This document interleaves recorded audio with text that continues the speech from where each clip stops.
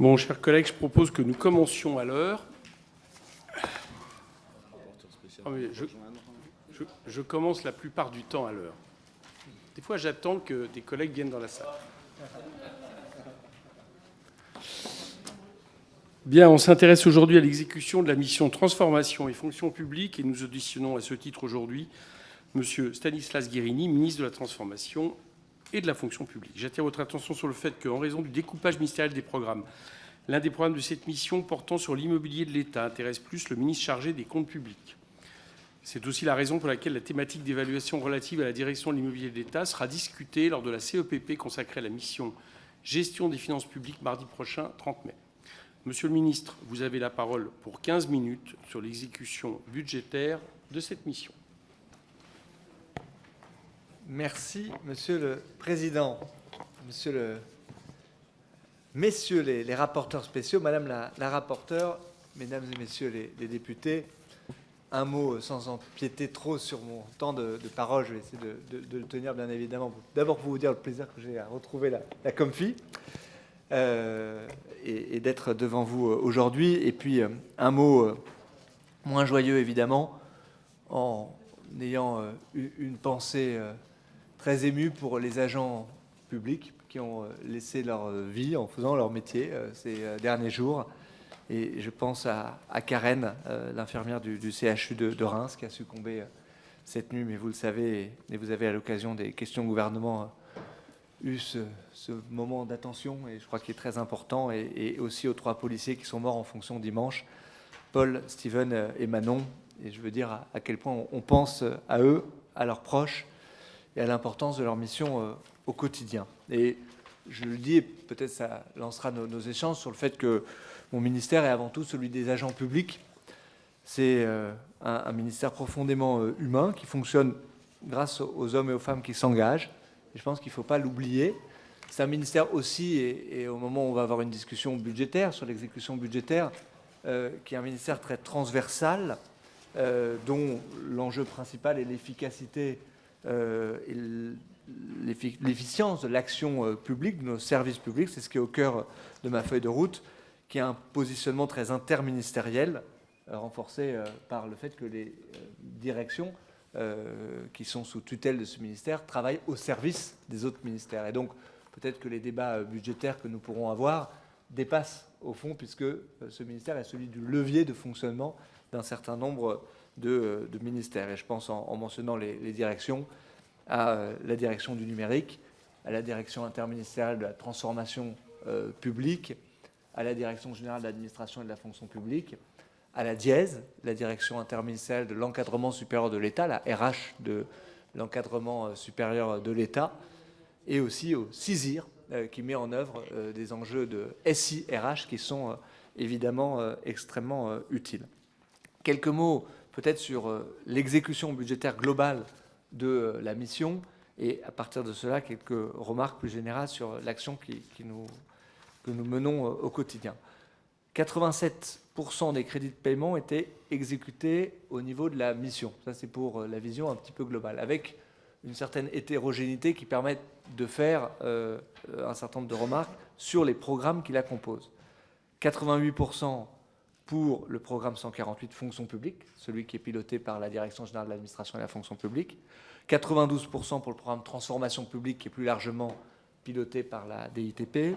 66% pour le programme innovation et transformation numérique, qui est piloté par la DINUM, ce qui pourra donner l'occasion à des échanges, puisque c'est là où est la sous-exécution la plus importante sur une direction qui est en transition, en positionnement, et c'est important de le mentionner.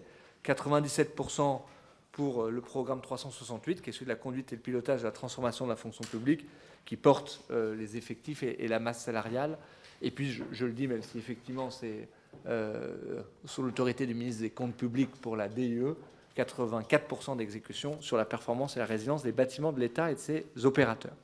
Je propose de centrer mon propos en partant au fond de ces programmes et en faisant quelques commentaires à partir des questions d'exécution budgétaire. Donc je démarre par le programme 148 piloté par la DGFP, celui qui concerne la fonction publique. Cette exécution plutôt dynamique en AE un peu moins en CP, s'explique pour la dimension et l'engagement des crédits en autorisation d'engagement par un engagement total des crédits au titre des subventions pour charges de service public de l'INSP, qui est venu remplacer l'ENA, ainsi qu'une consommation soutenue au titre de l'action sociale interministérielle. Ce sont des dimensions qui sont très importantes et qui fondent aussi l'attractivité de l'action publique. L'exercice 2022 fait apparaître un reliquat de crédit de 25 millions d'euros en crédit de paiement. C'est là-dessus que je proposerai de centrer quelques remarques, puisqu'il s'agit principalement de dépenses d'investissement relatives aux restaurants interadministratifs pour lesquels il y a eu des retards calendaires, notamment en raison du contexte géopolitique qui explique une sous-consommation de cette activité. Des crédits sur le CISIR qui ont été un peu décalés sur les sujets de RSI-RH. Un point particulier sur le dispositif Prépa Talent, sur lequel je m'arrête une seconde parce que on voit qu'il y a un peu de sous-exécution sur ce dispositif-là. Un mot sur Prépa Talent, qui est un dispositif qui est fait pour renforcer l'attractivité et l'ouverture et la diversité de la fonction publique. C'est un dispositif sur lequel je suis très engagé, qui avait été lancé par ma prédécesseure, qui est un dispositif qui porte ses fruits. C'est 2000 places dans des prépa talents avec des bourses dédiées qui donnent accès à des concours dédiés à l'ensemble des écoles de la fonction publique. C'est un dispositif qui porte ses fruits en termes de résultats. Les élèves qui sont engagés dans ces prépa talents réussissent et réussissent même mieux que les autres dans les concours de la fonction publique et ensuite dans l'effectivité de l'accès à la fonction publique, mais ces dispositifs ne font pas le plein aujourd'hui. Et ça explique une partie de la sous-exécution sur ces dispositifs. Et je crois que c'est très intéressant de l'avoir en tête. Aujourd'hui, il y a environ 2000 places dans les dispositifs de prépa talent. Il y en a 1229 qui ont été pourvus en 2022. C'est dommage, on peut faire mieux, les crédits sont ouverts. Et donc, il y a un engagement de l'ensemble des écoles du service public, de l'ensemble des réseaux universitaires qu'on a réunis récemment avec Sylvie Retailleau, pour mieux faire connaître les possibilités et mieux brancher, si vous me passez cette expression, ces dispositifs de prépa talent à l'ensemble des réseaux universitaires ou même d'études pour les faire connaître et ensuite ouvrir la fonction publique, puisque c'est de ça dont il s'agit aujourd'hui à travers ce dispositif. Et puis un mot en évoquant ce programme sur l'INSP, puisqu'il est lié à la réforme de la haute fonction publique que nous poursuivons, en ayant créé l'INSP, en investissant dans l'INSP, qui est une école qu'on est en train de transformer assez profondément dans une logique d'école d'application de très haut niveau pour la fonction publique. Nous avons revu les modalités d'accès à l'INSP. Nous sommes en train de revoir très profondément le contenu de la formation initiale. Il a été revu et recentré autour des enjeux des grandes transitions et des enjeux managériaux dans la fonction publique qui sont essentiels pour pouvoir piloter la fonction publique. Et récemment, nous avons décidé de supprimer le concours de sortie à l'INSP pour qu'on puisse, dans cette école, être une école non pas simplement qui classe, mais une école qui forme et qui prépare à un parcours dans la haute fonction publique. Je veux dire aussi un mot sur l'attractivité de cette école, puisqu'il y a des inquiétudes qui avaient été suscitées au moment de la réforme sur la perte d'attractivité de l'INSP. Nous avons les résultats les plus récents, puisque le nombre de candidats au concours n'a jamais été aussi élevé depuis la création de l'ENA. Ce sont des résultats qui datent il y a quelques jours sur l'attractivité de cette école, qui reste une école d'excellence et qui prépare à des parcours d'excellence dans la fonction publique. Je veux évoquer le programme 349, celui qui est lié à la transformation publique, et donc piloté, je le disais, par la direction interministérielle de la transformation publique. Ce programme est assez largement consommé sur l'utilisation du fonds de transformation de l'action publique, qui était une décision que nous avons prise pour pouvoir, y compris dans un contexte budgétaire tendu, continuer à investir dans des projets de transformation qui ont vocation à susciter par la suite des économies, mais aussi à nous permettre de transformer l'action publique, l'effectivité de l'action publique. Et nous avons continué, alors que 97% des ressources disponibles en CP ont été consommées, continuer à faire perdurer ce programme et ce fonds de transformation de l'action publique que nous avons réouvert pour ce quinquennat en réouvrant 330 millions d'euros au service de la transformation publique. Un mot également en évoquant le programme 349 sur l'action que mène la DITP au service de la réussite des politiques prioritaires portées par le gouvernement, et notamment en matière d'outillage, d'accompagnement des administrations et des ministères dans leur propre politique de transformation. C'est là le rôle assez transversal que j'évoquais pour ce ministère et singulièrement cette direction interministérielle de la transformation publique avec un certain nombre d'outils, et je pense notamment au baromètre de l'action publique, qui est un outil de pilotage, mais aussi de transparence vis-à-vis de nos concitoyens. J'aborde maintenant le programme 352, celui sur l'innovation et la transformation numérique. C'est celui, je le disais, sur lequel la sous-consommation et la sous-exécution budgétaire est la plus importante, puisque seuls 66% des crédits de paiement ont été engagés quand on regarde l'exécution. La raison principale, c'est que c'est une direction du numérique qui est en très fort repositionnement. Et je veux en dire quelques mots sur notre stratégie numérique. C'est un enjeu qui est absolument essentiel, qui ne doit jamais être opposé aux besoins d'humanisation de nos services publics. Je veux le dire avec beaucoup de clarté. On a besoin des deux. On a besoin d'un numérique qui fonctionne, un numérique accessible notamment aux personnes en situation de handicap, qui permettent aujourd'hui de traiter 90% des interactions que les citoyens ont avec leur administration et qui doit permettre d'agir de façon complémentaire d'une humanisation, d'une réhumanisation de nos services publics ou, pour le dire simplement, nos concitoyens veulent qu'on remette des voix et des visages derrière des guichets. Et donc, on a besoin de réussir cette stratégie numérique de l'État en partenariat, évidemment, avec les collectivités territoriales, avec la fonction publique hospitalière aussi, dans une logique 3 versants. C'est pour ça que nous réengageons la direction du numérique pour placer les questions de transition numérique et de data au plus haut niveau stratégique dans les ministères. Ce sont des décisions qui ont été prises pour revoir les feuilles de route ministérielles sur les questions de data et sur les questions de transition numérique et de donner à la DINUM un vrai positionnement de chef d'orchestre sur ces feuilles de route numériques. Et la DINUM se dote de moyens pour pouvoir faire cela et aussi, je le dis au passage, appréhender les enjeux de filière RH du numérique de l'État. Ils sont absolument essentiels si on veut se donner les moyens de réussir, et notamment en réinternalisant un certain nombre de compétences. Et là aussi, ce sont les enjeux que nous mettons en œuvre avec un rôle absolument stratégique de la DINUM en la matière pour réinternaliser bon nombre de compétences. Et je crois que sur les débats qu'on peut avoir parfois sur l'externalisation, le recours aux prestations externes, les enjeux de reprise en main, de réarmement sur des enjeux de maîtrise d'ouvrage me semblent absolument essentiels et au cœur de ce qui doit être débattu et discuté quand on regarde les questions d'exécution budgétaire. Je termine par le programme 368 sur les dépenses de personnel, qui est un programme qui est assez bien exécuté en termes d'exécution budgétaire.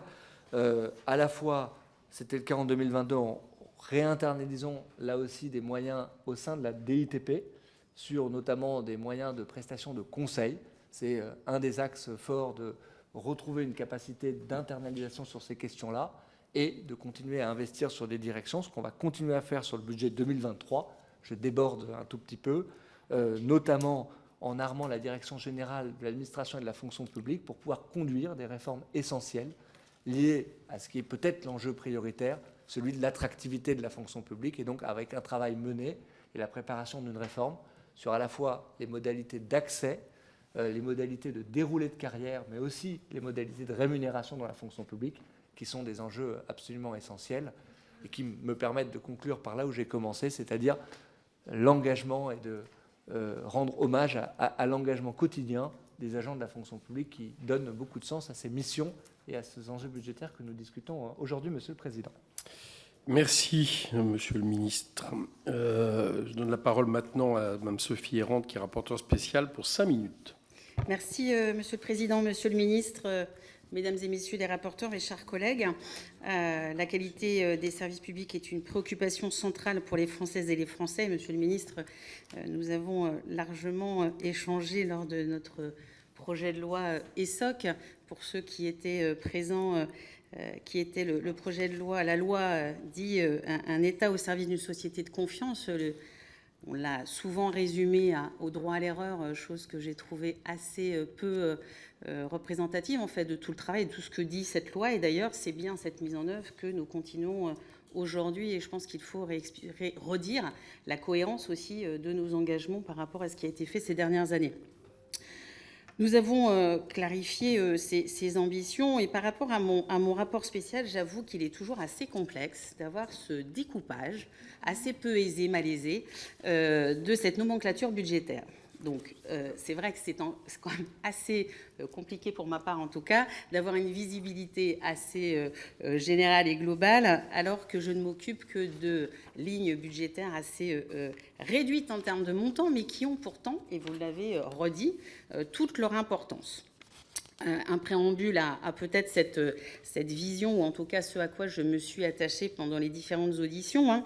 C'est bien l'engagement et celui que nous partageons aussi sur les missions de l'établissement de nos France Services dans nos territoires, parce que c'est aussi ces sujets qui nous importent sur le rapprochement des services publics aux usagers, mais aussi dans la capacité d'adaptation de la réponse apportée.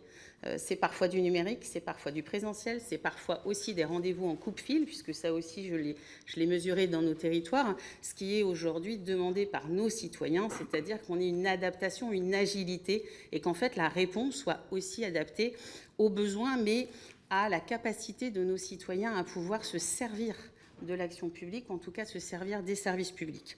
C'est aussi pour les agents la capacité à se sentir là aussi plus aidés, plus appuyés dans leur fonctionnement, dans leur capacité à travailler chaque jour. Et c'est vrai que sur ces différentes missions, je me suis attachée à ce qui pouvait faire aussi du bien, ou en tout cas conforter le besoin que nous avions d'agents publics bien dans leur métier, bien dans leurs actions, pour que les services soient bien rendus. Et c'est vrai que souvent, j'ai eu aussi ces échanges avec des agents qui avaient besoin d'être confortés sur les moyens de la transformation, sur l'accompagnement de cette transformation. Et c'est vrai qu'au regard des budgets, alors vous avez expliqué le taux d'exécution qui est encore perfectible, certes, sur certaines lignes, mais vous avez donné des explications sur le fait qu'il y avait des retards calendaires, une complexité aussi sur les contractualisations qui pouvaient parfois expliquer qu'on avait ces actes d'engagement, en tout cas ces mises en œuvre qui étaient parfois, en tout cas, en deçà de 80%, 77% pour les non-traites. Alors, je ne vais pas reprendre tout ce que vous avez dit et plutôt redire peut-être en montant également, parce que vous avez parlé de pourcentage. Moi, je vais redire les millions, parce qu'on a aussi un besoin de redire les moyens que cela représente. Sur les crédits de paiement, c'est 722 500 000 euros qui ont été consommés en 2022 contre 455 300 000 en 2021. Donc, c'est quand même une belle progression, on peut aussi le dire de cette manière-là, et je pense qu'il faut saluer la puissance de cette accélération de la stratégie de transformation. Sur la nouvelle stratégie de la DINUM, alors je reprécise, puisque je vous ai laissé une note et celle que chaque rapporteur remet à vous, mes chers collègues. Je vous avais demandé, je vous remercie d'avoir su y donner suite, et merci Monsieur le Président de l'avoir accepté. Je vous ai fait remettre cette petite brochure sur justement cette ambition de la DINUM, et je pense que c'était important aussi qu'on puisse éclairer ce que fait réellement la DINUM. C'est un engagement très fort et on a pu aussi mesurer, parce qu'il faut aussi aller voir ce qui se passe dans les équipes de nos agents. J'ai pu participer avec vous et je vous remercie de ce moment que nous avons eu à la station F sur justement l'engagement sur les nouvelles carrières, ou en tout cas comment est-ce qu'on pouvait rendre attractif la fonction publique. Et c'est un moment de recrutement que vous avez souhaité mettre en œuvre, où beaucoup de gens sont venus. Et ça, peut-être, vous pourriez nous redire aussi quels ont été les constats que vous avez pu faire sur ce moment, qui était un moment important. On a eu un échange également lorsque vous êtes venu à l'IRA de Nantes. Il était important aussi qu'on ait un échange sur la formation continue, parce que c'est aussi dans ces budgets. Cette transformation, elle vient aussi par la formation, et pas uniquement initiale, mais aussi tout au long de la vie et tout au long de la carrière des agents.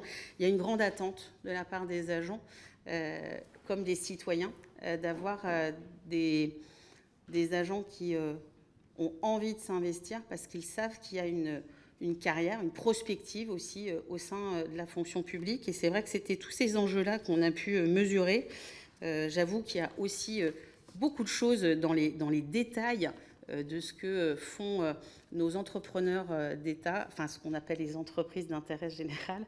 Et c'est vrai que ça aussi, peut-être que ce serait à mettre en exergue. En tout cas, moi j'ai découvert qu'il y avait beaucoup de choses dont on parlait ici et qui sont déjà en train de se mettre en œuvre en termes d'expérimentation, en termes de tests dans nos régions, dans nos territoires, qui effectivement avec un bilan vont pouvoir être soit généralisés, soit adaptés en fonction des territoires. Aujourd'hui, il se fait beaucoup de choses et pourtant, je trouve qu'on en parle peu ou pas, ou je ne sais pas. Il faudrait qu'on trouve aussi, et c'est aussi notre rôle de parlementaire lorsqu'on est dans cette contrôle, dans ce contrôle de l'action publique et du gouvernement, peut-être à avoir plus de capacité à dire exactement. Je sais que ça fait une liste à la Prévert, mais on serait étonné de voir tous les sujets qui sont aujourd'hui mis en œuvre par ces engagements-là. Monsieur le ministre, dans le cadre du comité interministériel, je sais que vous avez présenté les programmes Service Public Plus, Fonction Publique Plus. Je sais qu'il y a des sujets aussi, et j'en ai fait un de mes sujets qui est l'immobilier. Il y a le logement, il y a le cadre de travail, tous ces sujets qui restent à explorer.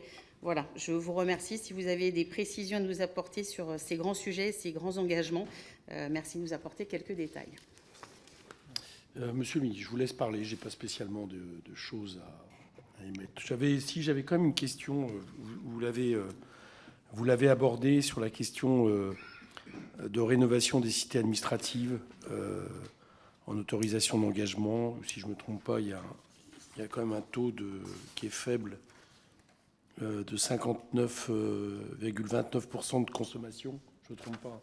Ah, vous en avez parlé, j'ai entendu, mais j'aurais bien aimé que vous reveniez dessus de manière un peu plus importante. Merci. Ah oui, non, pardon. Excusez-moi, c'est mon erreur. Cécile Untermaier, qui est rapporteure pour avis, je vous donne la parole pour 2 minutes et je vous souhaite la bienvenue à la commission. Merci de m'accueillir, Monsieur le Président. Monsieur le Ministre, mes questions porteront principalement sur le programme Fonction publique, dont je suis rapporteur pour avis au nom de la Commission des lois. Alors, ma première observation, c'est que, comme en 2019 et en 2020, 8% des postes offerts dans la fonction publique en 2021 n'ont pas été pourvus. De plus, depuis 2007, la sélectivité au concours externe a été divisée par 2. Je ne peux qu'être alarmée de la baisse continue de l'attractivité de ces métiers, pourtant essentiels à l'intérêt général. Alors, plusieurs explications sont régulièrement avancées pour expliquer cette baisse chez les jeunes générations, telles que le manque d'évolution, notamment salariale, la longueur des processus de recrutement, les conditions de travail, etc. Alors, Monsieur le Ministre, première question, quelles mesures concrètes comptez-vous mettre en œuvre pour enrayer cette évolution ? Il s'agit d'une question majeure, celle du sens du service public. La deuxième question, ça m'amène à parler des rémunérations dans la fonction publique. Aujourd'hui, un agent public sur 5 est payé au niveau du SMIC. Un agent public sur 5.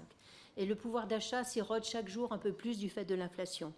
Vous avez annoncé que vous recevriez en urgence les organisations syndicales d'ici la fin de cette semaine pour discuter de mesures de revalorisation salariale.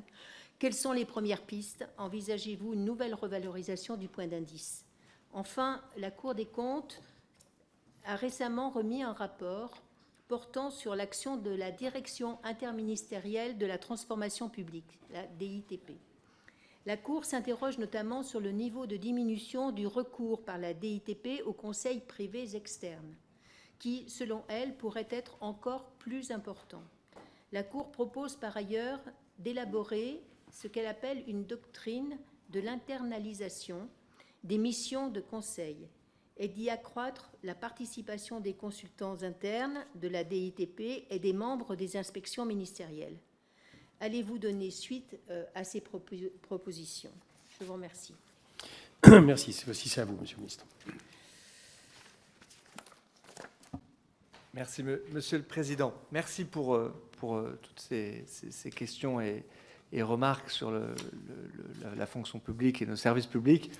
Au fond, je crois que vous avez raison d'aborder les questions d'attractivité et d'efficacité de nos services publics comme 2 faces d'une même pièce, parce que les 2 sujets sont intimement liés. Vous l'avez dit, Madame la rapporteure, mettre en condition des agents publics de bien faire leur métier, tout simplement, c'est investir pour se doter de capacités à répondre aux attentes de nos concitoyens en matière d'accès de qualité, d'efficacité de nos services publics. Et donc, c'est dans cet ordre-là, si vous me l'autorisez, que je reprendrai et j'essaierai de répondre aux questions que vous m'avez posées. D'abord, sur notre stratégie et notre mobilisation pour la qualité de nos services publics. Il y a quelques jours, l'ensemble du gouvernement s'est réuni autour de la Première ministre dans le cadre d'un comité interministériel de la transformation publique dans une mobilisation pour la qualité des services publics, avec au fond une approche en 3 temps, se dire qu'il fallait investir sur nos services publics fondamentaux, les grandes politiques publiques, l'emploi, l'éducation, la transition écologique, le logement, les questions de sécurité et de justice, la santé, évidemment, et avoir une approche qui soit la plus décloisonnée possible. Je crois que nous mourons parfois de l'aspect siloté et du silotage de nos politiques publiques quand il s'agit de répondre à des grands enjeux de transformation. Et je dirais que c'est particulièrement vrai en matière de numérique et de mobilisation de la donnée, qui est un enjeu absolument considérable. Et au fond, on a acté une stratégie en 3 temps sur ces questions-là, de se dire qu'il fallait mieux répondre aux attentes fondamentales de nos concitoyens, en actant le fait qu'il fallait partir des attentes qui viennent de la vie des gens, de la naissance jusqu'au décès, si je puis dire, et donc d'avoir une approche par moment de vie, en voyant quelles sont les démarches administratives qui sont issues de ces moments de vie, avec une priorisation sur des moments où nos concitoyens nous attendent le plus fortement, et nous avons fait le choix, et la Première ministre a fait le choix de prioriser sur des questions d'accès au titre d'identité, qui est un sujet qui revient absolument tout le temps dans le débat public, sur lequel on doit faire mieux dans un objectif de résultat et dans une obligation de résultat, sur les questions de la rénovation de son logement, c'est une politique publique qui est complexe aujourd'hui, sur l'accès aux études supérieures, sur le fait de partir à l'étranger ou encore de perdre un proche, qui sont des moments intimement liés à la vie des gens. 8 à 10% des Français perdent un proche chaque année, où l'administration n'est pas tout le temps à la bonne hauteur et à la bonne humanité de ce qu'elle devrait être dans ces moments-là. Et donc sur chacun de ces moments fondamentaux de la vie des gens, il y a une mobilisation interministérielle pour apporter, dans l'année 2023, des résultats visibles sur chacun de ces moments qui sont absolument décisifs. Il y a un deuxième niveau qui sont toutes les démarches essentielles de nos concitoyens. Les 250 à 300 démarches qui sont réalisées chaque année par plus de 200 000 Français, sur lesquelles, là-dessus, il faut aligner toutes les énergies pour pouvoir bien numériser. Et quand je dis bien numériser, c'est-à-dire faire du bon numérique, répondre à une promesse qui est celle de « dites-le-nous une fois », qui était déjà dans les discussions autour de la loi ESSOC, Madame la rapporteure, faire du numérique accessible. Aujourd'hui, seuls 40% de nos démarches numériques sont pleinement accessibles au regard des référentiels en vigueur. C'est insuffisant, évidemment. Et donc, j'ai fixé l'objectif, et on va le tenir, que dès cette année, on atteigne 80% de démarches pleinement accessibles en ce qui concerne les démarches essentielles de nos concitoyens, et qu'on soit à 100% sur l'horizon du quinquennat. De mieux faire sur ces démarches essentielles sur l'accès au téléphone. C'est une demande, là aussi, de nos concitoyens, d'avoir une alternative, de pouvoir parler à quelqu'un en ligne et de remonter notre taux de décroché à plus de 80%, et c'est le minimum fixé dans un horizon de court terme. Et puis, une fois qu'on a appréhendé ces 2 étages-là, si je puis dire, dans notre stratégie, de se dire que bon nombre de nos concitoyens auront besoin de physiquement avoir quelqu'un derrière un guichet, et qu'il y a bon nombre de Français, parfois vous et moi, quand on est en difficulté sur une démarche numérique qui ne fonctionne pas, parfois parce qu'intrinsèquement, certains de nos concitoyens sont éloignés du numérique. Ça peut être des personnes âgées, ça peut être aussi des jeunes qui passent beaucoup de temps sur un téléphone portable mais qui ne sont pas à l'aise quand il faut faire des démarches administratives. Et pour ces Français-là, on devait avoir un service public beaucoup plus accessible et beaucoup plus humain. Et c'est tout l'investissement qu'on fait notamment sur les réseaux France Service, en ayant ouvert 2600 espaces et en continuant à investir pour ouvrir 150 espaces France Service supplémentaires dès cette année, mais on pourra évidemment creuser ces aspects-là si vous le souhaitez. Et puis, pour réussir tout ça, il faut une fonction publique qui retrouve de l'attractivité. Et moi, je veux regarder les choses avec beaucoup de lucidité. Vous avez raison, Madame la rapporteure, de dire qu'en 10 ans, le nombre de candidats au concours globaux de la fonction publique a été divisé par 2. C'est pour moi un regard et un constat lucide, ce n'est pas une fatalité sur l'attractivité qu'on peut retrouver. Et donc je crois qu'il faut y répondre, là aussi en avançant de façon équilibrée, à la fois sur des enjeux de rémunération, ils sont incontournables, et particulièrement aujourd'hui, j'en dirai un mot sur les questions plus conjoncturelles d'inflation et de réponse à la question du pouvoir d'achat. Et donc on doit appréhender les questions de rémunération dans la fonction publique, les questions de fiches de paye d'une certaine façon, mais aussi, et c'est pour moi ça, avancer de façon équilibrée en regardant tout ce qu'il y a autour de la fiche de paye. Parce que les agents ou ceux qui s'interrogent sur le fait de rejoindre la fonction publique, au-delà des enjeux de rémunération, regardent aussi la question des conditions de travail, la question du sens, et ce sont ces deux programmes-là que nous avons enclenchés de façon structurelle. Mais il faut faire les choses dans le bon ordre. Alors je vais essayer de les prendre dans le bon ordre. D'abord, c'est vrai, on a à répondre à une deuxième année à inflation forte. L'année dernière, nous avons pris une décision importante sur le rehaussement du point d'indice, 3,5%, qui répondait, il ne faut pas se raconter d'histoire, à un niveau d'inflation qui était lui aussi inédit depuis des décennies, mais c'est la plus forte augmentation du point d'indice depuis le début du septennat de François Mitterrand, depuis 1983, en termes d'augmentation du point d'indice. C'était une mesure qui était attendue, et nous nous retrouvons avec une deuxième année avec un niveau d'inflation fort, où la France fait tout ce qu'elle peut pour essayer de la maîtriser. Elle le fait plutôt mieux que ses voisins européens, mais néanmoins, le niveau d'inflation global reste fort, et en particulier, chacun le sait ici, sur les produits du quotidien, sur les produits de l'alimentaire, ce qui a un impact le plus direct sur les bas de grille dans la fonction publique, et je dirais les classes moyennes de la fonction publique. Et donc, face à ça, on a pris des décisions qui étaient des décisions qui correspondaient à la loi, c'est-à-dire de suivre l'augmentation du SMIC en relevant l'indice minimum de traitement dans la fonction publique. Ça a été effectif au 1er mai pour que, à l'évidence, aucun agent de la fonction publique soit rémunéré en dessous du SMIC, mais j'ai bien indiqué que ça ne pouvait pas être pour solde de tout compte, puisqu'on vit aussi un effet particulier d'écrasement des grilles, vous l'avez dit.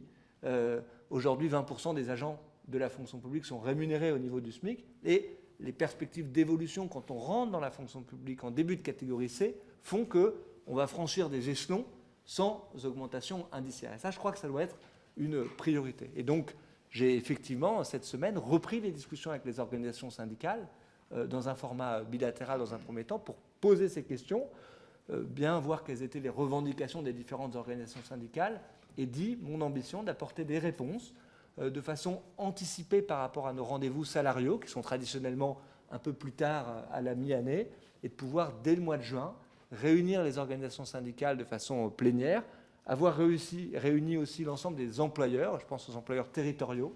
Je réunissais ce matin la coordination des employeurs territoriaux pour apporter des réponses en prenant en considération cette question de l'inflation et sa structuration particulière et son impact notamment sur les bas de grille et les classes moyennes dans la fonction publique. Donc ça, ce sont les réponses conjoncturelles qu'on doit pouvoir apporter. Mais il faut que ces réponses-là nous permettent d'enclencher un chantier beaucoup plus structurel, ce qu'on a structuré à travers un programme que j'ai appelé accès, parcours et rémunération. Et au fond, pour ne pas être trop long, je veux dire moi qu'il y a 3 principes qui fondent mon action et dans les transformations que je souhaite apporter sur la manière de rémunérer les agents de la fonction publique. Le premier, c'est ce que j'indiquais sur la réoxygénation des bas de grille et de l'entrée dans la fonction publique, pour retrouver plus de perspectives d'évolution quand on démarre dans la fonction publique. Il me semble que ça doit être une priorité. Le deuxième principe, plus structurel, c'est de pouvoir offrir des perspectives d'évolution de carrière plus dynamiques en assumant des différenciations dans les évolutions de carrière. Quand on a conduit la réforme de la haute fonction publique, on a introduit un dispositif d'accélérateur de carrière. Je crois que c'est attendu par les agents de la fonction publique pour dire, au fond, moi je ne veux pas tout le temps être enfermé dans des quotas de promotion, dans des mécaniques qui sont uniquement à l'ancienneté, et je crois qu'on doit pouvoir discuter de ces questions-là. Puis le troisième principe, c'est le principe de la récompense de l'engagement et de la performance individuelle et collective, qui sont dans ma bouche pas des gros mots, et j'insiste sur la dimension individuelle et collective de ces dimensions de performance. Il y a des outils de mesure de la performance aujourd'hui, ça s'appelle le RIFSEP, mais ce sont des outils qui sont timides et parfois timidement utilisés par les employeurs, aussi parce qu'ils les mettent au taquet, pardonnez-moi l'expression, parce que ce sont des manques de marge de manœuvre qu'ont les employeurs, et bien souvent les employeurs territoriaux, et donc on dévoie un petit peu l'utilisation de ces outils-là. Et donc je souhaite qu'on puisse pouvoir discuter, dans le cadre de cette réforme, notamment de l'idée d'instaurer des plans d'intéressement dans la fonction publique, de faire de ces plans d'intéressement des objets de dialogue social dans les instances qui ont été mises en place à la suite des élections professionnelles, en se fixant des objectifs qui peuvent être par exemple liées, pour ouvrir simplement une perspective, à la transition écologique et à la réussite de notre action publique en matière de planification écologique. Ça me semblerait des discussions pertinentes. Donc voilà pour quelques perspectives, pardon, mais je ne veux pas être trop long, je le suis déjà trop sur les enjeux de rémunération et d'attractivité, mais je veux dire aussi qu'elles tiennent aux conditions de travail. C'est la raison pour laquelle on a lancé ce programme-là, vous l'avez évoqué, Madame la rapporteure. Au fond, après avoir essayé de pivoter dans notre stratégie d'accès au service public, c'est ça, service public plus, c'est se dire il faut mettre l'usager au centre. Ben, mon raisonnement, c'est dans une logique de symétrie des attentions. Il faut qu'aujourd'hui, on arrive à mettre l'agent public au centre de nos attentions. Et qu'en tant qu'employeur public, on réponde à un certain nombre de promesses employeurs. Et c'est cette logique, on l'a intitulée Fonction publique plus, pour essayer d'organiser le travail, autour de 6 grands engagements. Le premier, c'est un engagement managérial. J'assume là aussi le terme. Il faut plus de responsabilité managériale dans la fonction publique. Vous avez parlé du droit à l'erreur. Il y a la question du droit à l'erreur et de la prise d'initiative pour les agents publics. Les questions d'évaluation et de formation sont intimement liées à ces questions managériales. Deuxième engagement, c'est la simplification RH pour nos agents, tous ces irritants du quotidien. C'est la première fiche de paye quand on a une mutation de poste où votre employeur ne sait même pas vous dire combien il va vous payer à la fin du mois. Ça, c'est des sujets qu'il faut appréhender parce que sinon, on n'est pas à la hauteur des attentes qui sont celles aujourd'hui des agents, quand ils comparent notamment avec le privé. Le troisième enjeu, c'est des enjeux de santé au travail, qui me semblent absolument essentiels aujourd'hui. On essaye d'avancer sur ces questions-là. On l'a fait, par exemple, de façon très concrète, il y a quelques semaines à peine, en supprimant le jour de carence pour les femmes qui subissent des fausses couches, mais ça n'est qu'un début de différentes améliorations. Et je serai demain à Santexpo pour prendre des engagements et avancer sur un plan de prévention sur les maladies chroniques, et singulièrement les maladies chroniques qui touchent les femmes dans la fonction publique. Je pense aux questions d'endométriose, par exemple, au cancer féminin, qui sont des sujets aujourd'hui qui font le quotidien. Donc sur ces plans santé au travail, il faut qu'on puisse avancer. Quatrième engagement, c'est sur l'environnement de travail. Et là, en essayant de mettre en cohérence un certain nombre de transformations qui ont lieu sur l'ensemble des employeurs et de lier les questions de télétravail, de transformation des espaces de travail. On a engagé 15 millions d'euros pour financer des projets de transformation des lieux de travail. Je crois que c'était aujourd'hui un angle mort dans nos politiques RH. Il faut pouvoir lier la question du télétravail et la question des lieux de travail, de l'organisation du travail et du temps de travail. C'est des questions de donner plus de souplesse et de marge de manœuvre. On a évoqué la semaine de 4 jours. J'ai dit que moi j'étais ouvert sur ces questions-là. Elles sont déjà dans des possibilités existantes, mais il faut les structurer et les mettre en cohérence avec nos politiques RH, mais également la question de la sobriété énergétique, qui est liée à la question de l'organisation du travail et du temps de travail. Et puis pour aller vite, 5e et 6e engagement aux promesses employeurs, la question de l'égalité entre les femmes et les hommes. Nous aurons, et puis ça a été confirmé ce matin par le bureau de l'Assemblée nationale, à discuter d'une proposition de loi qui a été adoptée à l'unanimité au Sénat il y a quelques semaines sur l'amélioration des dispositifs de nomination équilibrée, issus de la loi Sauvadet, il y a maintenant 12 ans, pour fixer de façon plus ambitieuse encore des objectifs de nomination équilibrée dans les postes d'encadrement, mais aussi d'instaurer un index d'égalité pour mesurer et corriger l'égalité salariale qui n'existait pas dans la fonction publique. Et je vous proposerai dans quelques semaines de corriger cela et donc d'avancer très concrètement sur ces questions.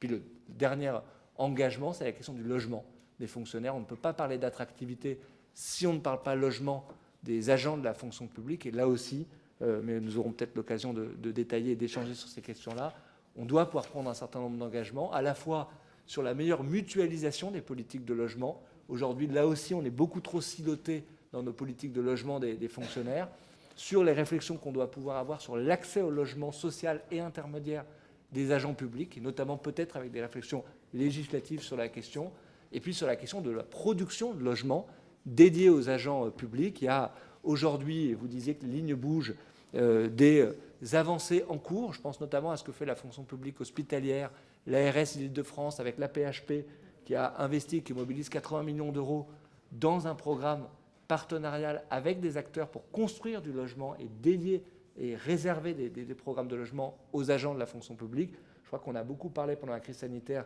des métiers de la première et de la deuxième ligne. Ce sont des métiers sur lesquels nous devons apporter des réponses en termes de logement, parce que c'est une question de pouvoir d'achat, mais c'est aussi une question de qualité de vie au fond, de pouvoir vivre proche de l'endroit où on travaille, quand c'est dans un hôpital, dans un commissariat, par exemple.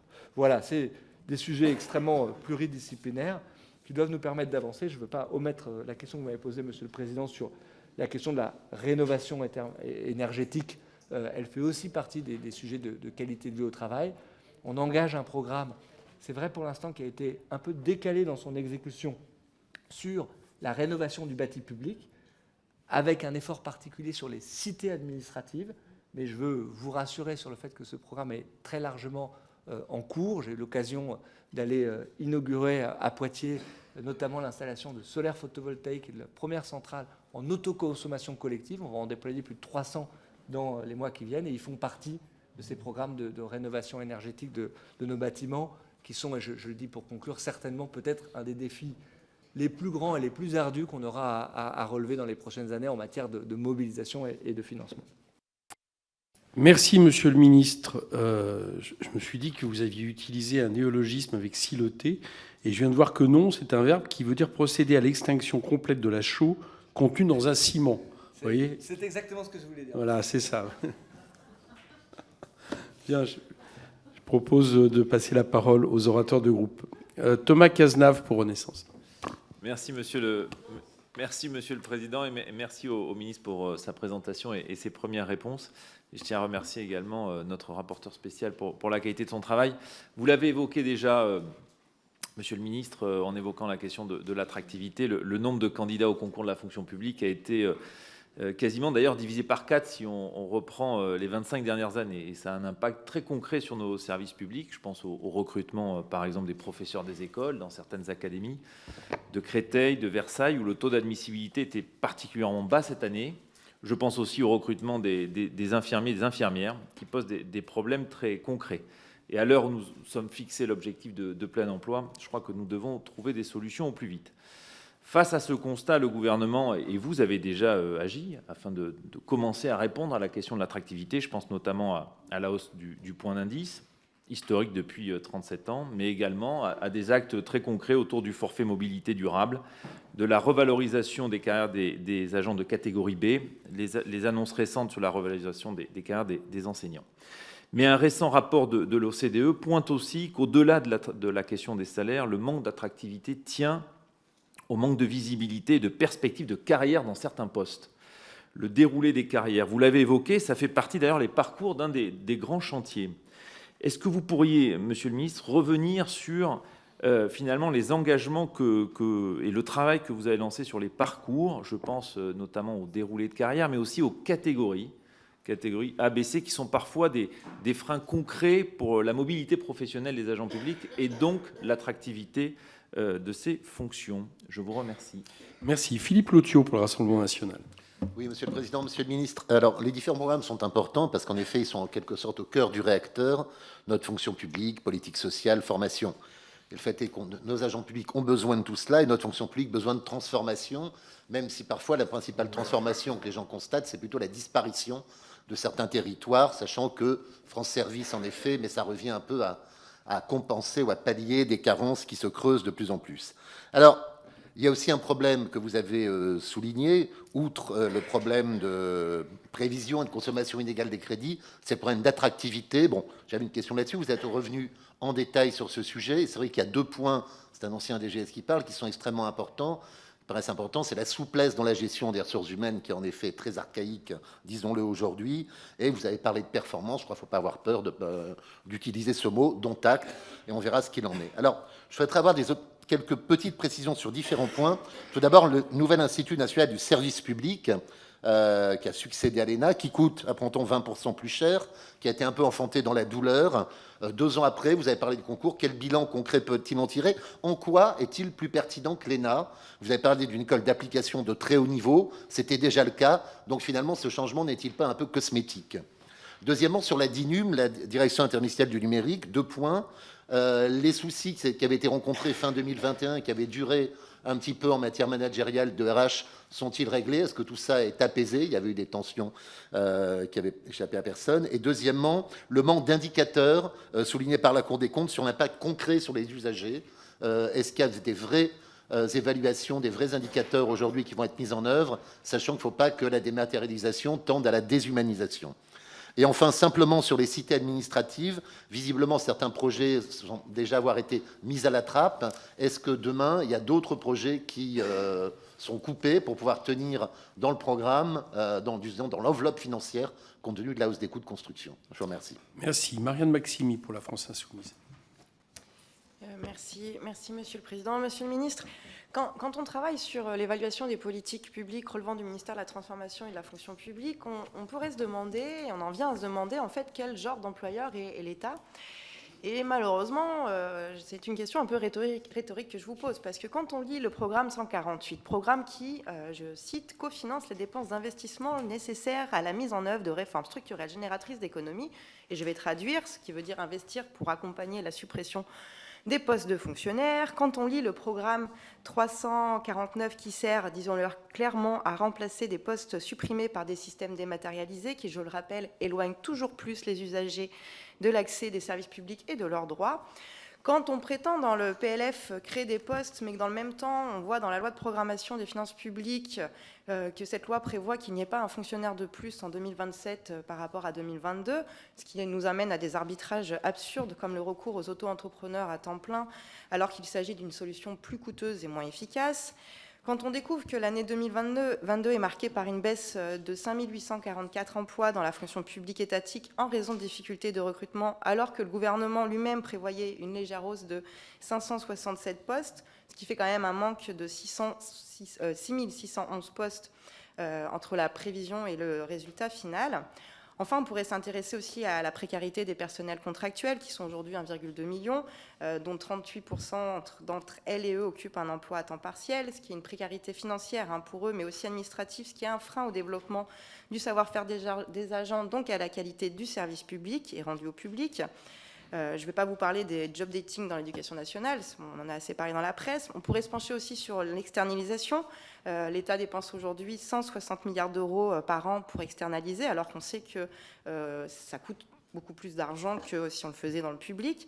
Et enfin, je répondrai à ma question. Oui, l'État n'est pas un très bon employeur, surtout quand on sait, vous en avez parlé, qu'il y a eu la hausse du point d'indice de 3,5, mais que l'inflation est à 5,2. Je voulais vous demander pourquoi ne pas avoir utilisé 1 milliard d'euros de crédit qui était prévu sur le programme 551, qui aurait permis de compenser l'inflation pour les fonctionnaires. Merci. Véronique Louwagie pour Les Républicains. Merci, Monsieur le Président. Merci, Monsieur le Ministre, pour cette présentation. Je voudrais vous poser quelques questions, notamment suite à des observations, recommandations du rapport de la Cour des comptes de février dernier.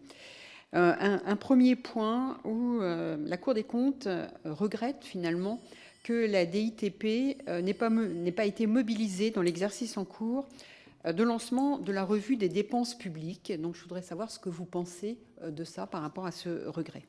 Un deuxième point sur les difficultés de recrutement qui sont évoquées, où d'ailleurs la DITP indique que les phases de recrutement s'accompagnent toujours de difficultés qui finissent par rebuter certains candidats ou qui amènent à perdre des candidats. Donc, est-ce que vous pouvez nous en dire un petit peu plus? Vous en avez un petit peu parlé, mais plus dans l'évolution des carrières. Une question également concernant les agents. Sur la santé au travail, vous en avez parlé. Est-ce que vous pouvez nous donner des chiffres en termes d'évolution, notamment de l'absentéisme, à la fois peut-être par aussi ministère, et une évolution en termes de coûts, si vous les avez. Une question également sur un point que la Cour des comptes souligne, en disant qu'un grand nombre, certains contrats, plus exactement, compris dans le fonds de transformation de l'action publique, portent plus sur des projets politiques, je cite, au cœur des responsabilités des ministères concernés, que sur des projets de transformation. Donc je voudrais savoir ce que vous pensez de cela. Et une dernière question sur un certain nombre de projets en termes d'évolution numérique qui ont été mis en œuvre et qui sont cités d'ailleurs dans le rapport de la Cour des comptes, qu'il s'agisse de prisons expérimentales, du recouvrement optimisé des créances du secteur public, de la refonte du système d'information de la PAC. Voilà. Je voudrais savoir si vous pouvez nous faire un petit point d'état des lieux sur ces différentes évolutions des systèmes d'information. Je vous remercie. Merci. Perrine Goulet pour le MoDem. Merci, Monsieur le Président, Monsieur le Ministre, Madame la rapporteure spéciale. Comme vous l'avez rappelé, les crédits alloués à la mission ont été consommés à hauteur de 77% en autorisation d'engagement et 87% en crédit de paiement. Et je voulais vous interroger notamment sur le programme 349 dédié à la transformation publique. Effectivement, on voit que l'objectif de s'assurer l'efficacité des projets financiers et l'indicateur relatif à la part des projets ayant un impact direct sur la qualité du travail des agents a été satisfait à 100%, et nous nous en félicitons. Toutefois, et vous l'avez un petit peu évoqué tout à l'heure, vous parliez de rendre plus humain, et vous avez cité notamment l'exemple des familles qui pouvaient perdre un parent ou un enfant. Et justement, j'ai rencontré récemment Madame Aleno qui me parlait de la violence administrative après le décès d'un enfant. Donc j'aimerais avoir un peu plus d'informations sur ce point, Monsieur le ministre. Vous avez également parlé tout à l'heure des prépas talents. Comme vous, je regrette qu'il n'y ait pas plus de candidats qui aillent sur ces prépas talents. J'aimerais bien entendu savoir ce que vous envisagez pour améliorer ce remplissage des prépas talents, en vous suggérant notamment une chose. Je suis allée voir il y a quelques mois la prépa talent de Nevers, et on avait notamment des candidatures qui n'arrivaient pas pour renoncement à la mobilité. Quand les communes sont autour, peut-être qu'une aide au logement, une aide à la mobilité, au billet de train ou autre chose pourrait permettre à ces jeunes et moins jeunes qui sont éloignés, la cible que nous cherchons à atteindre, d'accéder à ces prépas talents. Dans le cadre de l'action sociale interministérielle, je voulais saluer effectivement les efforts également du nombre de places de crèche. C'est important pour emmener les femmes à rester à leur poste de fonctionnaire. Plus 1000 postes, plus 1000 places, c'est très intéressant. Par contre, au niveau du dispositif CESU de la garde d'enfants, on voit qu'il y a une légère sous-exécution. Dans le cadre de l'égalité femmes-hommes, je voulais voir comment vous vouliez améliorer ces deux dispositifs qui sont dans votre budget pour permettre l'emploi des femmes. Et enfin, je me félicite des délocalisations dans les territoires des différents services. Nous en avons reçu de la DGFiP à Nevers. Et je voulais avoir un point avec vous sur où on en était de ce plan de délocalisation qui était prévu sur l'ensemble du territoire. Et Merci. Je vous remercie. Lise Magnier pour le groupe Horizon. Merci, Monsieur le Président. Merci, Monsieur le Ministre et Madame la rapporteure spéciale. Je souhaiterais revenir sur 3 points précis. Monsieur le Ministre, également revenir sur Prépa Talent qui présente effectivement des résultats très positifs sur la réussite du concours et l'intégration dans la fonction publique.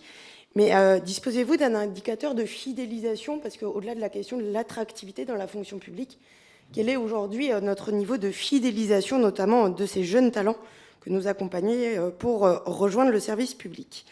Le deuxième point, Monsieur le Ministre, concerne effectivement cette nécessaire révision des grilles. Vous l'avez dit, et je pense que nous sommes tous convaincus de la nécessité de revoir les grilles, notamment des catégories C, qui passent souvent 12 ans avant de pouvoir prétendre à la moindre augmentation salariale. Monsieur le Ministre, s'il vous plaît, commencez par la fonction publique d'État avant de commencer par la fonction publique territoriale.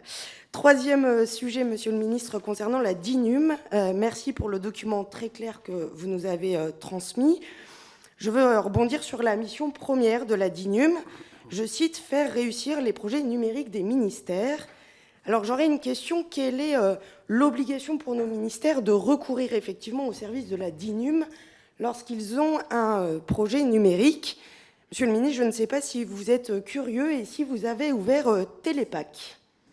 Sincèrement, c'est bien plus agréable aujourd'hui de déclarer ses impôts que de faire sa déclaration PAC. Je crois que nous avons loupé là un coche majeur dans l'amélioration de la numérisation de nos services.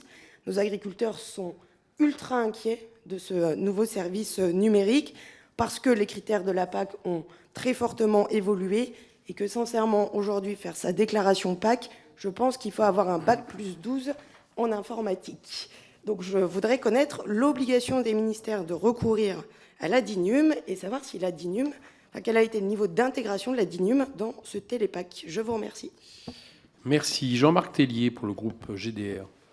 Oui, merci, Monsieur le Président. Monsieur le Ministre, la commission d'enquête sur l'influence croissante des cabinets de conseil privés sur les politiques publiques, menée par ma collègue Eliane Assassi, a permis de mettre en évidence le recours croissant aux cabinets de conseil, un phénomène tentaculaire. Dixit le rapport qu'il avait évalué en 2021, 900 millions d'euros et 445 pour les dépenses de conseil.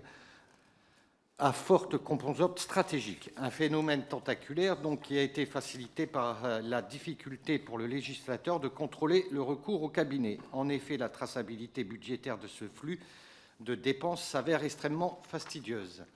Les modalités s'avèrent illisibles et nécessitent, pour une bonne analyse, un travail sur l'ensemble des documents budgétaires, un travail qui a été mené par la commission d'enquête, mais qui s'avère infaisable dans les délais qui sont octroyés par l'examen du budget. À ce titre, le rapport de la commission d'enquête préconise la création d'un document budgétaire qui aurait été annexé au PLF et qui recenserait les prestations de conseil demandées. Cette proposition fait d'ailleurs l'objet d'un article de la proposition de loi transpartisane adoptée au Sénat le 18 octobre 2022, mais toujours bloquée par le président de la commission des lois ici à l'Assemblée. Ce blocage n'est bien entendu pas de votre fait, monsieur le ministre, mais vous ne vous exonérez pas de prendre d'ores et déjà des mesures pour améliorer la lisibilité, le suivi des recours. Dès lors, pourriez-vous nous indiquer quel a été le montant de cette dépense en 2022 ?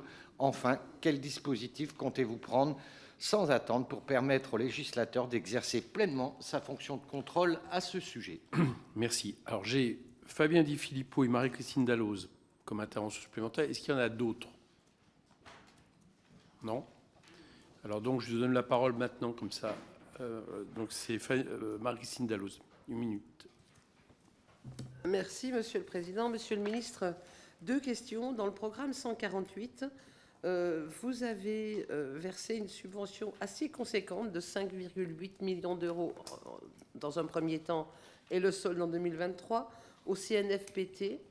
Moi, j'aimerais savoir si c'est uniquement dans le cadre de l'apprentissage, parce que ce sont des crédits d'apprentissage qui n'avaient pas été utilisés.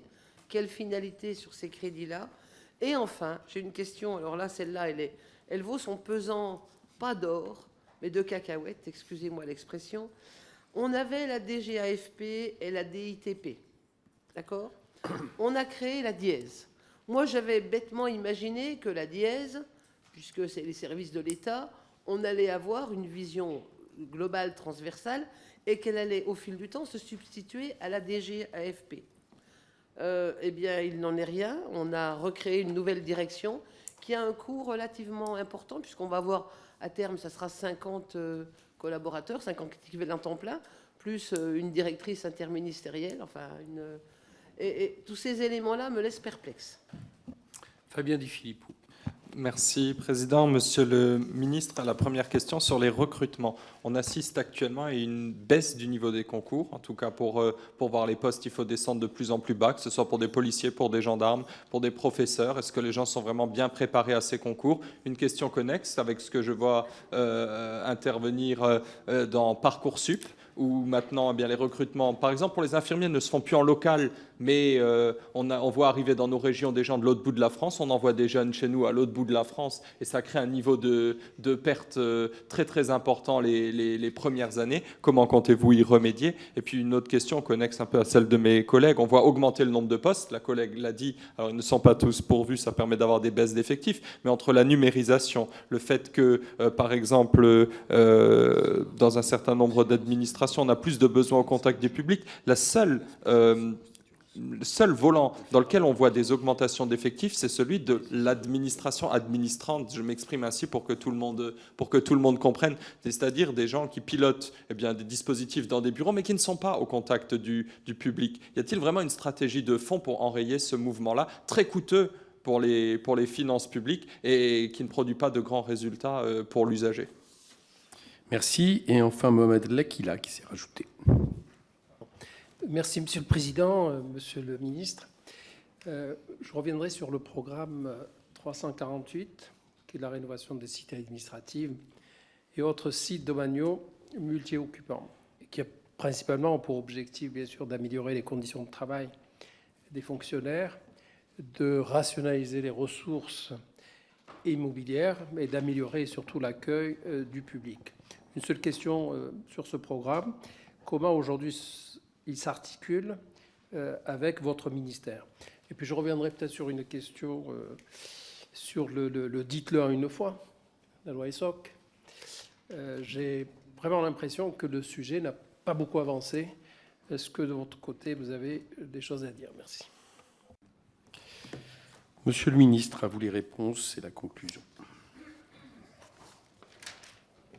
Merci beaucoup, Monsieur le Président, et merci, Mesdames et Messieurs les députés, pour vos questions nombreuses, riches, et qui montrent, je crois, tout l'intérêt qu'on porte collectivement, tout bord et au-delà de tout clivage partisan, à la question de la fonction publique. Alors, je vais essayer de prendre les questions dans l'ordre et de ne pas être trop long pour vous répondre. Thomas Cazenave m'a posé la question des modalités d'évolution au fond de la fonction publique, de savoir si la catégorisation était parfois un frein à cette mobilité-là, et des réponses qu'on souhaitait pouvoir y apporter. Peut-être le premier élément de réponse pour moi, c'est d'abord un élément de constat. Je pense que nous n'avons pas suffisamment appréhendé la question des attentes en matière d'évolution salariale quand nous avons mené, et je mets les dernières décennies dans ce jugement-là, des politiques salariales où on a beaucoup raisonné à un instant donné, à parfois faire du catégoriel, rehausser tel ou tel niveau de rémunération, parfois le faire dans des champs indemnitaires, mais au fond pas répondu à la question qui est celle qui me revient très directement d'agents, je pense à des personnels soignants par exemple, qui disent « moi il y a mon niveau de rémunération à un temps donné, mais il y a la question de ma collègue qui a 15 ans de plus que moi et qui gagne 150 € de plus par mois, est-ce que je fais ces 15 années qui me séparent de cette évolution de salaire-là ?» En somme, la question de la pente des courbes de rémunération. Et je crois que c'est ça que je mettais dans ce deuxième principe quand j'ai posé 3 principes d'évolution: protection des bas salaires, récompense de l'engagement et du mérite, mais aussi capacité d'évolution et à donner des possibilités d'accélérateur de carrière. Alors est-ce que le statut, au fond, est un frein pour ça? Je ne crois pas du tout. Et je veux porter une rénovation en profondeur de la fonction publique, et je crois qu'on peut le faire en gardant le statut. Mais au fond, le statut de son origine, c'est-à-dire celui des droits et des devoirs, qui correspond à un engagement dans la fonction publique. Et je crois que les catégories ne sont pas un problème en soi. Et d'ailleurs, quand vous prenez des conventions collectives dans le privé, on a une forme de catégorisation. Elles le sont dès lors que, parce qu'on rentre telle ou telle catégorie, on rentre contractuel de la territoriale ou titulaire de la fonction publique d'État, on rentre catégorie B ou catégorie C, alors on a du mal à évoluer, on a des formes de plafond de verre, sauf à préparer pendant un an, parfois un concours administratif pour pouvoir changer de catégorie. Et au fond, je crois que c'est cette souplesse-là qu'il faut pouvoir apporter aux agents, en apportant des améliorations sur la prise en compte et la valorisation de la formation professionnelle. C'est aujourd'hui quelque chose qui n'est pas suffisamment pris en compte, en valorisant bien davantage la validation des acquis de l'expérience. Et là aussi, on a un travail à mener sur la VAE dans la fonction publique, et c'est ça le cœur des enjeux que je mets dans ce chantier d'évolution de carrière, de pouvoir permettre de franchir des étapes. Alors on va le faire de façon structurelle, et peut-être qu'on aura à en débattre, puisqu'il y a des évolutions qui seront de nature législative pour pouvoir donner plus de perspectives d'évolution. Et puis je veux pouvoir le faire sans attendre sur certains métiers qui pour moi traduisent parfaitement les difficultés et le manque de perspectives d'évolution. Je vais en prendre un seul pour illustrer mon propos, qui est celui des secrétaires de mairie, qui est un sujet qui revient absolument et tout le temps, et je le sais, quand vous êtes en contact avec les collectivités de vos circonscriptions. Ce sont les chevilles ouvrières des mairies, de petite taille ou de faible nombre d'habitants, difficulté d'attractivité, départ à la retraite. Un tiers des secrétaires de mairie vont partir dans les 8 ans à la retraite. C'est exactement la traduction de l'enjeu démographique qu'on a aussi dans la fonction publique, j'y reviendrai, et difficulté à valoriser ces parcours-là et à redonner de l'attractivité. Et donc, je ne veux pas rentrer dans tous les détails, mais à travers l'exemple des secrétaires de mairie, je vous proposerai des évolutions pour, au fond, inventer la validation des acquis d'expérience des secrétaires de mairie. Comment, après un certain nombre d'années passées sur le terrain, on peut reconnaître et permettre, par dérogation au quota de promotion, de pouvoir promouvoir des secrétaires de mairie de la catégorie C ou de la catégorie B. Comment est-ce que, à partir d'une formation de professionnalisation, on peut donner cette même possibilité-là? Et comment est-ce qu'on peut reconnaître le fait qu'exercer un certain nombre de fonctions, par exemple celle de secrétaire de mairie, ça peut donner lieu à des accélérateurs de carrière et à des accélérateurs en matière d'ancienneté. Et donc cet exemple-là, il me semble tout à fait illustratif au global de la réforme que je vous proposerai de pouvoir construire et conduire ensemble par la suite. Monsieur Lotio, monsieur le député, m'avait interrogé sur l'INSP et sur, au fond, l'effectivité de notre fonction publique. Moi, je veux le dire de façon très claire, et je le dirais aussi pour les questions d'attractivité, il faut qu'on arrête un peu le fonction publique bashing, ou l'administration bashing.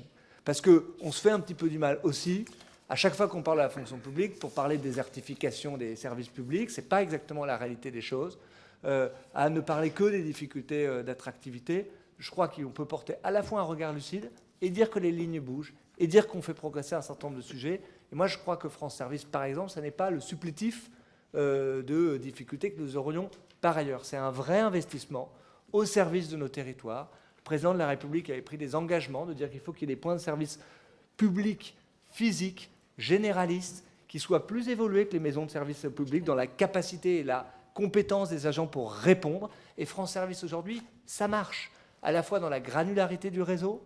C'est 92% de nos concitoyens qui sont à moins de 20 minutes dans l'espace France Service, mais ça marche aussi d'un point de vue qualitatif. Parce que quand vous prenez les études, et on en fait bon nombre, on interroge les usagers, 8 fois sur 10, plus de 8 fois sur 10 aujourd'hui, un usager, quand il sort de son espace France Service, il a sa démarche administrative qui a été traitée. Et je crois que c'est une différence fondamentale avec les points d'accès au public qui étaient anciennement déployés. Donc on va continuer à investir là-dessus. La transformation et la création de l'INSP, non, ça n'est pas un changement cosmétique.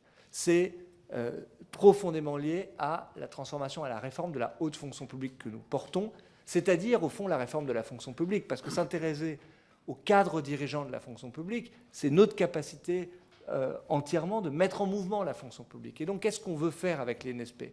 Au fond, je l'ai dit d'un mot tout à l'heure, faire en sorte que cette école ne soit plus simplement une école qui classe, tournée entièrement autour d'un classement de sortie qui conditionnerait l'entièreté d'une carrière administrative dans la fonction publique, mais une école qui prépare et qui forme dans une logique de professionnalisation.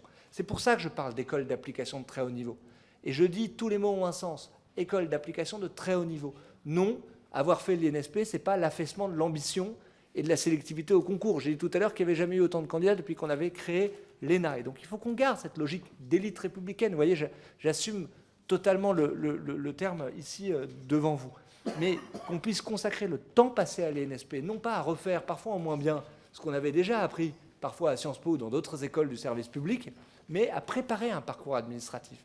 Et donc recentrer autour d'une logique de tronc commun sur les acquis que devront avoir l'ensemble des hauts dirigeants du pays qui se dédient au métier de la territoriale, de la préfectorale ou qui deviennent diplomates demain.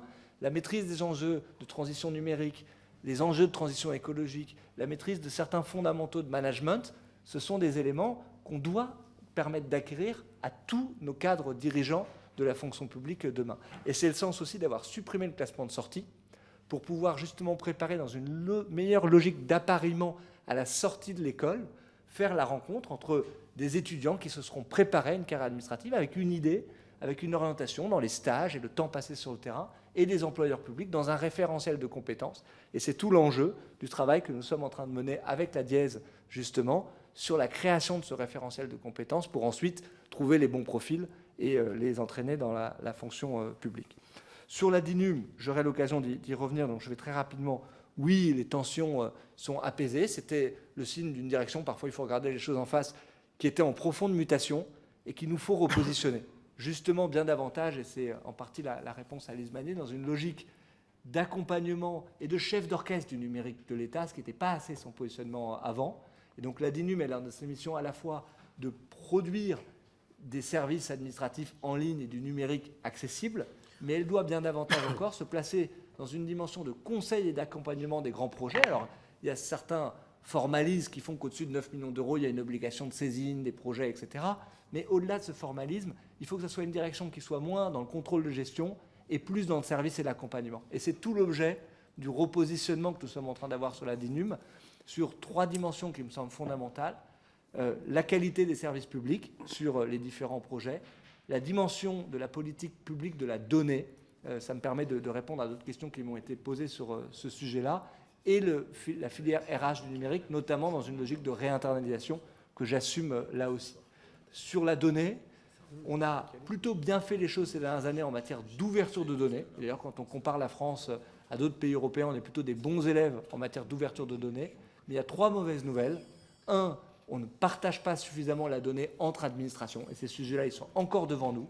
Et je le dis devant la représentation nationale, ça n'est plus un sujet législatif, ça n'est plus un sujet réglementaire. Nous avons publié un décret il y a quelques semaines qui positionne sans aucune ambiguïté la DINUM en ayant droit de dire à telle ou telle administration vous devez partager telle ou telle donnée sous condition de sécurisation de ces données. Donc 1, le partage de la donnée. 2, une orientation sur les cas d'usage beaucoup plus forte.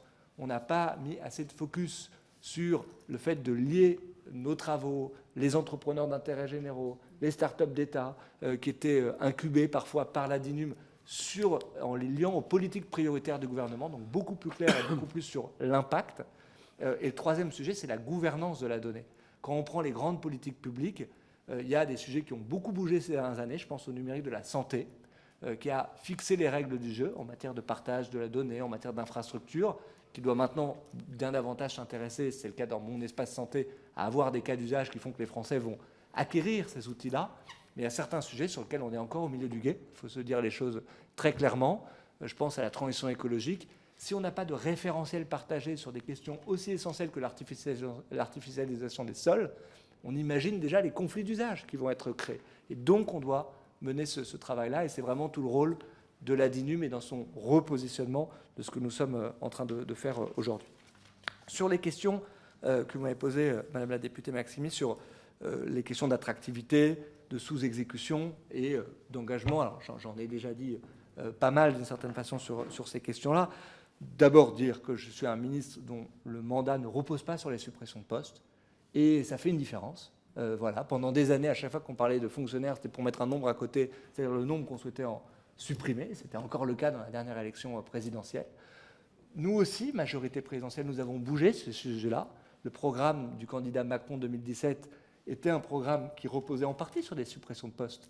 120 000 suppressions de postes, 70 000 dans la territoriale, 50 000 dans la fonction publique d'État. Le programme du président de la République réélu n'était un programme qui ne reposait pas sur des suppressions de postes. Et donc, moi, je crois qu'on doit pouvoir réinvestir, et notamment en déconcentrant, et c'est la question que Perrine Goulet m'a posée, et qu'on va poursuivre cette politique de déconcentration, à la fois pour amener plus d'agents d'administration centrale en administration déconcentrée. Ce sont 2600 postes que nous avons prévu de déconcentrer à l'horizon 2026 dans 66 communes, mais aussi dans l'administration déconcentrée. Vous savez que depuis le dernier quinquennat, on a donné une marge de manœuvre aux préfets, et notamment aux préfets de région, pour avoir une modulation sur l'utilisation des agents. Il faut qu'on la rende maintenant pleinement effective. C'est les fameux 3% de marge de manœuvre déconcentrée, et ça passe par des investissements notamment sur nos plateformes régionales de gestion RH et sur des sujets de SIRH qui sont très techniques mais qui sont absolument essentiels si on veut pouvoir réussir. Donc nos sous-exécutions en matière de postes, vous avez raison, elles sont effectives. On avait prévu plus 700 ETP et au final dans l'exécution budgétaire c'est moins 6000 ETP pour l'ensemble de la fonction publique. Elles sont absolument pas liées à une volonté politique de supprimer des postes, elles sont liées à des difficultés de recrutement, ce qui fait l'objet de beaucoup de nos échanges depuis le début, mais aussi à des questions de démographie et de départ à la retraite qui sont très importants. Et je ne peux résister de le dire, mais nous avons un sujet majeur de démographie dans la fonction publique. Quand, dans le débat sur les retraites, on a regardé l'équilibre au fond, et ce sont les fameux 4 actifs pour un retraité qui sont devenus 1,7 actifs pour un retraité, et bientôt un 5. Mais ayez en considération que pour la fonction publique d'État, au moment où nous nous parlons, ce sont 0,86 fonctionnaires actifs pour un fonctionnaire retraité. Déjà, maintenant, moins d'un fonctionnaire actif pour un fonctionnaire retraité. C'est là, pardon, je ne veux pas refaire le débat des retraites, mais un des fondements qui doit nous pousser à réformer notre système. Et donc, aujourd'hui, il y a quelques effets de périmètre aussi. Il y a certains agents qui étaient fonctionnaires avant, je pense à la Poste, je pense à Orange, qui ne sont plus fonctionnaires aujourd'hui, mais il y a beaucoup d'effets de démographie ou beaucoup de recrutements du début de septennat Mitterrand, quand Anicet Le Port était ministre de la fonction publique, sont en train de partir à la retraite aujourd'hui. Et donc, ces sujets-là, ce sont ceux qu'on a appréhendés. C'est pour ça qu'on a des sujets d'attractivité. Et de la même façon, il n'y a pas de philosophie du contrat de la part du gouvernement. Bien souvent, le recrutement au contrat, il correspond à des situations de fait et à des agents qui parfois souhaitent être davantage recrutés au contrat. Et au contraire, moi, je veux qu'on prenne des mesures. Il y en avait une dans le projet de loi retraite qui a été retoquée par le Conseil constitutionnel, mais je dis ici qu'il faut qu'elle s'applique, qui favorise la situation qui permet de titulariser des agents contractuels.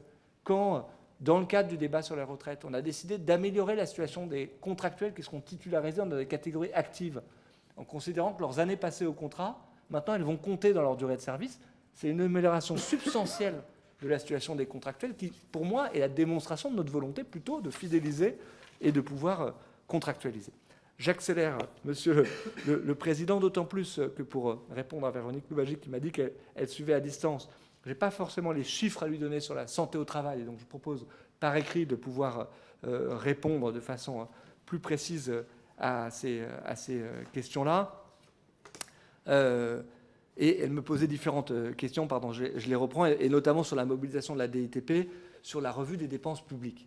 Je veux dire en lui répondant que nous aurons évidemment d'abord à participer sur notre propre ministère à cet exercice de revue des dépenses publiques. La Première ministre nous a demandé de pouvoir diminuer ou verdir un certain nombre de dépenses, non pas RH, je m'empresse de le dire, sur la masse salariale, mais de dépenses d'intervention. Et donc, je me prêterai évidemment à cet exercice, et notamment dans une logique de verdissement. Je pense notamment à ce qu'on va faire avec le Fonds de transformation de l'action publique. Mais je crois aussi que mon ministère est un ministère qui est au service de tous les autres.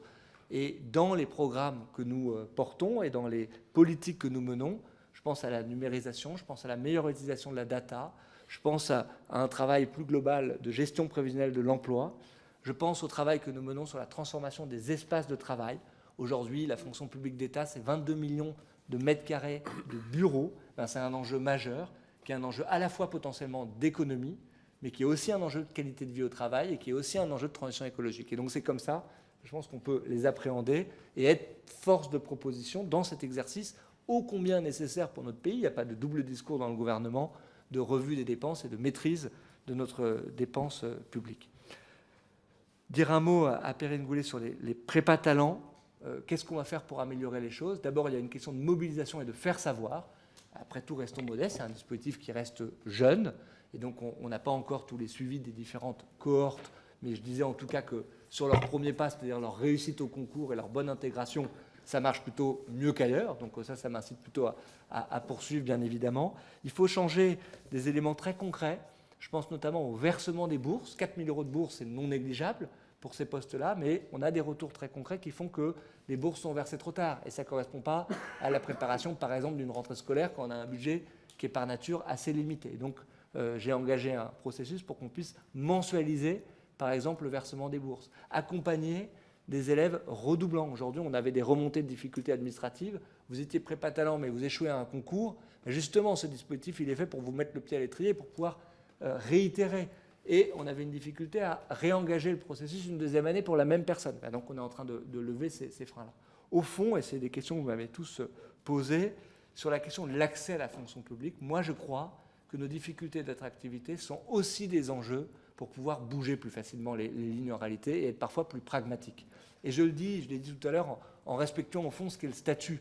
Mais quand je vois que parfois, entre deux versants de la fonction publique, on a des modalités de recrutement qui sont complètement et diamétralement opposées.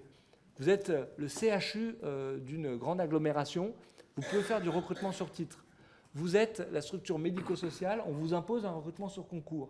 Et au fond, vous avez parfois le CHU du coin qui vient piquer les agents à la municipalité parce qu'ils recrutent plus facilement et de façon un peu plus pragmatique. Ça, c'est un problème. Donc, effectivement, dans la réforme et le travail en cours, on a prévu, on est en train d'avancer sur ces questions, une remise à plat des questions et des modalités de concours pour pouvoir, au fond, davantage centrer sur la question des compétences et parfois des compétences acquises sur le terrain. Nos difficultés d'attractivité, elles sont particulièrement sensibles sur les métiers de la petite enfance, mais vous le savez bien, sur les métiers du soin, sur les métiers du lien, c'est-à-dire, et je reprends l'expression d'un maire que je trouve juste, sur des métiers où parfois, faire 3 fautes dans la dictée, ça ne doit pas être disqualifiant quand on a 15 ans d'expérience de terrain et qu'on a toutes les compétences et qu'on souhaite rejoindre la fonction publique. Et je le dis de façon similaire pour l'apprentissage.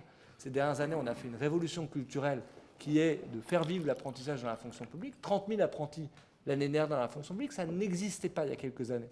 Mais au bout du compte, vous avez un contrat d'apprentissage et à la fin de 2 ans de contrat d'apprentissage, même quand il y a une volonté conjointe, par exemple d'une collectivité, du jeune apprenti d'être recruté, on vous dit oui, mais maintenant il faut repasser un concours. Et donc bien souvent vous perdez les jeunes apprentis qui vont dans la boîte du coin. Ben ça, on est en train de consulter le Conseil d'État sur cette question-là pour savoir si ce serait de nature législative ou réglementaire. Mais je souhaite qu'on puisse faire de l'apprentissage une vraie voie de pré-recrutement dans la fonction publique et que s'il y a une volonté conjointe d'un jeune et d'un employeur, on puisse titulariser les jeunes apprentis, comme on le fait d'ailleurs déjà pour les apprentis en situation de handicap. J'ai répondu aux questions sur les prépas talents et la DINUM de Lise Magnier. Un mot pour vous répondre, monsieur le député, sur les cabinets de conseil. J'ai eu effectivement un débat au Sénat sur ces questions-là, qui était d'ailleurs de très bonne tenue et dans une volonté conjointe de pouvoir, au fond, renforcer l'État. Et moi, c'est ma volonté. Et je n'ai pas attendu, d'une certaine façon, des évolutions législatives pour avancer sur ces questions-là, au moins sur 3 directions. C'est la clé, c'est la transparence.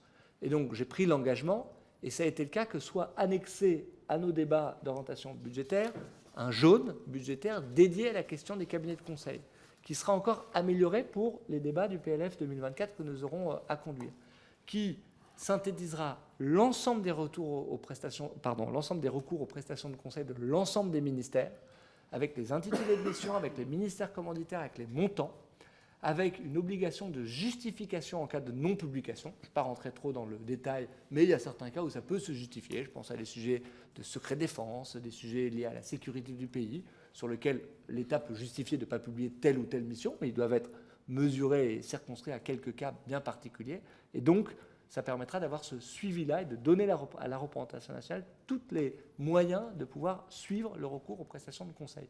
C'est pour moi l'occasion de dire que nous avons baissé plus que les engagements qui avaient été pris par le gouvernement de Jean Castex, le recours aux prestations de conseil en stratégie. L'engagement pris, c'était une baisse de 15% du recours aux prestations de conseil. Au final, sur l'exécution 22, c'est moins 35% de recours aux prestations de conseil en stratégie, et on va poursuivre sur cette voie-là. Puis ce qu'il faut faire, c'est mieux encadrer. La DITP a publié un nouvel accord cadre pour avoir recours au cabinet de conseil. Le processus de ne pas avoir recours systématiquement au même cabinet de conseil, on a limité les droits de suite, interdit le nombre de droits de suite à plus que 1 sur une mission donnée, des mesures en matière de déontologie et d'engagement de non-conflit d'intérêts sur tous les consultants qui sont liés à des missions de conseil, de capitalisation sur les données, c'est-à-dire de destruction des données chez le prestataire de conseil et d'accompagnement des administrations pour faire quelque chose des données issues des missions de conseil. Et ce sont des sujets sur lesquels on avance. Et puis le troisième axe, c'est la réinternalisation. Au fond, c'est le vrai sujet. C'est-à-dire que ne pas avoir recours à des cabinets de conseil, c'est mieux mobiliser nos propres ressources. Et là, je crois qu'à nouveau, il y a 3 dimensions. Il y a pour des dimensions de conseil en stratégie, avoir une meilleure cartographie des compétences internes. C'est un des enjeux, c'est un début de réponse à Marie-Christine Dalloz sur la dièse, de pouvoir mieux mobiliser notamment les cadres dirigeants de la fonction publique, quand ils sont entre 2 emplois fonctionnels par exemple, et parfois on pourrait ne pas avoir recours à un prestataire de conseil parce qu'on a des hauts fonctionnaires qui sont tout à fait capables de mener un certain nombre de missions. Le deuxième sujet, c'est de réinternaliser au sein de la DITP, et c'est pour ça qu'on a créé 20 postes supplémentaires dans le budget prévu pour 2023 pour muscler nos effectifs de conseil, avec parfois des difficultés de recrutement. D'ailleurs, j'en profite pour le dire, si on se met des règles qui sont parfois extrêmement contraignantes en matière de contrôle à l'entrée et à la sortie, c'est difficile parfois de recruter des consultants qui sont issus du monde du conseil. Il faut aussi savoir se dire les choses. Puis le troisième étage de la fusée, si je puis dire, c'est une meilleure utilisation de missions d'inspection. Parfois, c'est vrai, il pouvait y avoir des redondances entre des missions qui pouvaient être confiées à l'IGAS, à l'IGF ou à d'autres corps d'inspection, avec des recours aux prestations de conseil. Ça n'est pas la même chose, une mission d'inspection et une mission de conseil, mais en tout cas, il y a une mission et une feuille de route très claire qui a été donnée par la Première ministre de mieux appréhender chacune des missions et de challenger chacune des missions.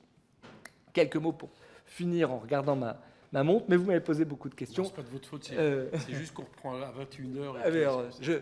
J'arrête en quelques mots. Oui, il y a eu des transferts pour financer avec le CNFPT l'apprentissage de la territoriale. C'est un engagement pris et j'ai maintenu cet engagement sur les 3 années à venir pour poursuivre l'effort en matière d'accompagnement des collectivités territoriales en matière d'apprentissage, qui va de pair avec ce que je disais sur la possibilité de titulariser des apprentis. La dièse, j'en défends absolument l'intérêt. La dièse et la DGFP n'ont pas le même métier. La DGFP, elle produit des textes, un cadre, elle fait évoluer le statut. C'est une administration qui est extrêmement transversale dans son pilotage sur les règles du jeu, si je puis dire. La dièse, c'est une direction RH dédiée à l'encadrement supérieur de l'État dans les corps administratifs et demain dans les corps techniques qui seront un autre volet. Je crois qu'on avait besoin de cette DRH de l'encadrement supérieur qui n'existait pas, qui ne permettait pas de faire assez de pilotage de carrière de façon beaucoup plus transversale. Et on va continuer à donner des moyens à la dièse pour poursuivre. Un dernier mot, puisque Fabien Di Filippo a dû filer. Alors je réponds prioritairement à Mohamed Lakela qui est resté sur le dites-le nous une fois, peut-être un mot, parce qu'au fond c'est une bonne symbolique de ce qu'on doit faire davantage. Les choses ont progressé quand même depuis nos débats sur ESSOC, notamment en matière réglementaire, mais on doit pouvoir aujourd'hui mieux partager la donnée en administration. Et ce que je veux faire, pour ne pas avoir des discours qui soient trop théoriques, c'est de centrer nos objectifs en matière de partage d'informations, donc de capacité à faire le dites-le-nous une fois, sur les 250 à 300 démarches que j'évoquais tout à l'heure, qui sont les démarches les plus communément utilisées par les Français.